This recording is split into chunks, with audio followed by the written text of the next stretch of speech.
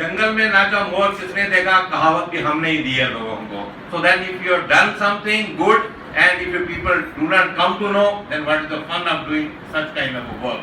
So I agree, yes, there has to be a balanced proportion between your advertisement, publicity, drum beating, but then by the end of the day, you should be able to manage the fallback of that. That is very important. As you said, what are the theories, what are the things? I was looking at who has done some kind of research on this or what is the research available, and I also wanted to bring home back something later. You aptly said Yano Kim is a PhD associate professor, James Madison University, and the author has published his paper. It has been just out on 4th September 2019 in the Public Relations Journal, Institute for Public Relations, which is a global journal. What the author has done, he identified two sets of companies: company who is having a good branding and company who is having a poor branding. And author has recommended in the end, because he cannot find a midway, so he has a sector-wise, he has to decide whether the company has a very good reputation and the company who has got a poor reputation.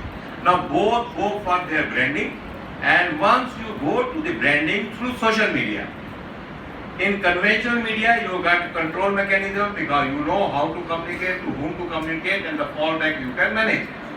But when you go to the social media, the companies who have got the poor branding or got the poor reputation, when the fallback comes stronger, they are not able to manage that, and there they lose their branding. And once you are doing a CSR, and if it doesn't contribute to your branding, rather it is adding negative to your branding, your companies will be putting you down. What are you doing?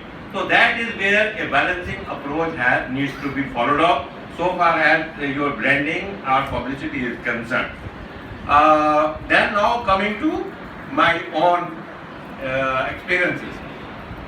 Naresh ji very rightly said that CSR doing or CSR not doing, it should not be by law, it should not be by authority, it should be in your genes, right? And we in Airport Authority, we have been doing an internet. And if you look at the history of aviation, we were the International Airport Authority, then there was a National Airport Authority, and then they both got merged and we became Airport Authority. But I started 1982, I come from the International Airport Authority. At that time, there was no law, there were no regulations, but we had a concern that we should do our CSR. At that time, we had developed a separate NGO you may call, or a separate organization within the organization, which was the White Club of Officers, and it used to be called Kalyan Mai. At that time, we developed an organization, Kalyan Mai. The role of Kalyan Mai was to ensure that the work projects where we are doing, any kind of displacement should not hurt the feelings of the people. And then in aviation, airport is a very peculiar business, because whatever projects and work you do, the land belongs to you, you buy the land. But when we go to the airport, we will need to take the land from somebody. And we need to CSR not after having the work done, rather we need to do the CSR before the work starts.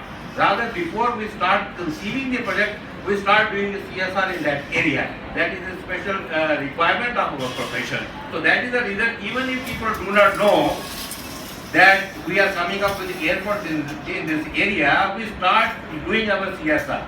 And then gradually we start developing a rapport with the local population there, and they start realizing that if an airport comes in our area, how much they will be benefited or how they will make good use of that facility. So that is the role, very special role of CSR in aviation. And then coming to